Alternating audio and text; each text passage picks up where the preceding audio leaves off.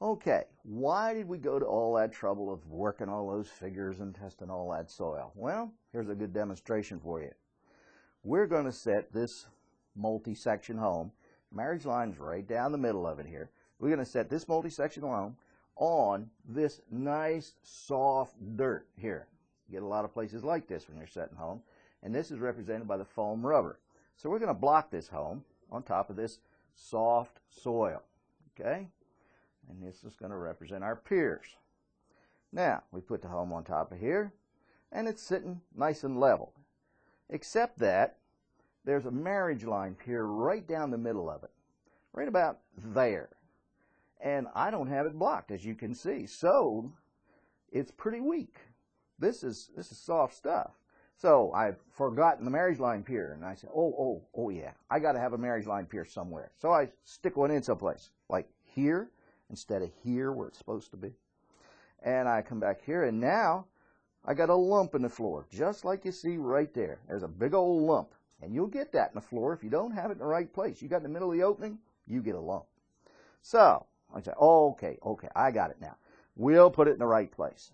Okay, there it is, exactly where it's supposed to be. Now we got this thing properly supported. Or do we?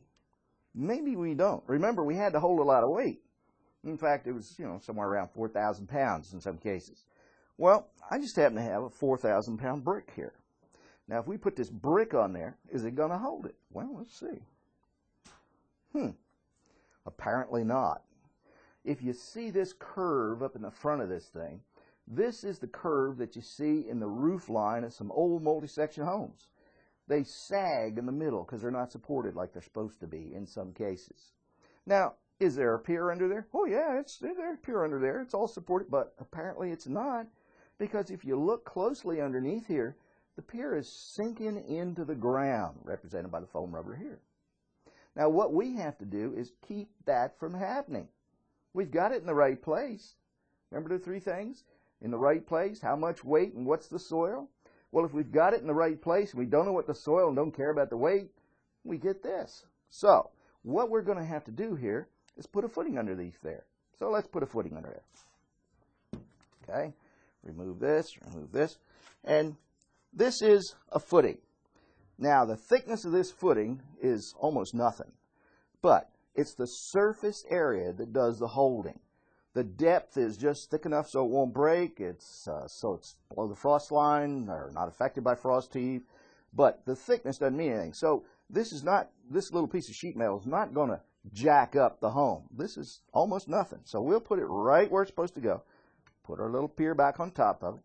Put our house back together. Put our 4,000-pound brick back on it. And, well, it's a little better than it was. I'm not sure the homeowner would be real impressed with that. So we still got a little curve in it. It's not as bad as it was. So just putting a footing is not enough. You have to have the right footing. So after going through this 3 or 4 times, you finally decide to open up the manual and read it. And the manual tells you have to know something about the load-bearing capacity of soil and everything. And you go out there and you find out, when you do your calculation, use your pocket penetrometer and go to your chart and do all the things you have to do, you find out you need a footing that big. And you go, oh my goodness, I can't afford a footing that big. Wrong. You can't afford a footing that big, because this one doesn't work. This is what it takes, and you could have had it first time out if you wanted it. Okay, well, now, eventually, after going through all this, now you eventually got the right size footing.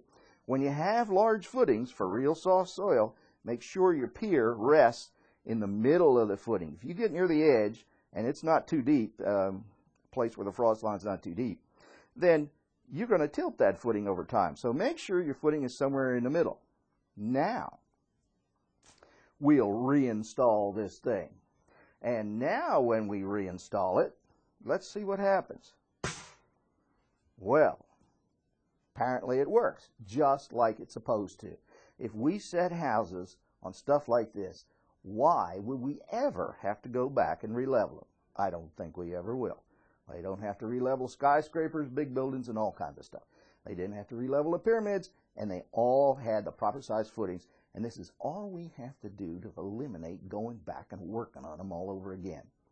So, that's why we do it.